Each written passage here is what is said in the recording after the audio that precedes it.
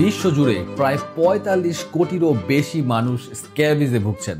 শুধু চুলকানি না, স্ক্যাবিজের চিকিৎসা যদি না করান এটা থেকে আপনার কিডনিতে সমস্যা হতে পারে, এমনকি সেপসিসের মতো মারাত্মক সমস্যা তৈরি হতে পারে। স্ক্যাবিজের চিকিৎসার জন্য বিভিন্ন ধরনের ওষুধপত্র কিংবা ক্রিম থাকার পরেও আজকাল দেখা যাচ্ছে প্রায় 10 থেকে 30% মতো কেসে স্ক্যাবিজের চিকিৎসা কিছুদিনের জন্য ভালো হলেও আবারও সেটা রিকার করে। শুধু তাই না, স্ক্যাবিজের কিছু কিছু ওষুধ এখন এই পরজীবীর উপর আর কাজ করে না। তাই বিজ্ঞান এখন খুঁজছে একটা স্থায়ী সমাধান, একটা শক্তিশালী ভ্যাকসিন। মানুষের উপরেও এই ভ্যাকসিন আসলে কতটুকু কার্যকর হতে পারে সেটা নিয়ে এখনো গবেষণা চলছে, এবং একসময় যদি বিজ্ঞান সেটা করে দেখাতে পারে, হয়তোবা সেদিন আর দূরে নয় যেদিন এই স্ক্যাবিজের জীবাণুটা একটা ইতিহাস হয়ে থেকে যাবে। অলরেডি পৃথিবীতে এমন একটা জীবাণু আছে যেটা ভ্যাকসিনের মাধ্যমে এবং প্রপার চিকিৎসার মাধ্যমে পৃথিবী থেকে একদম নিশ্চিহ্ন করা সম্ভব হয়েছে, এবং এই জীবাণুটা একটা মিউজিয়ামে সংরক্ষণ করা আছে। সেই জীবাণুটার নাম জানা থাকলে জানিয়ে দিন কমেন্টে।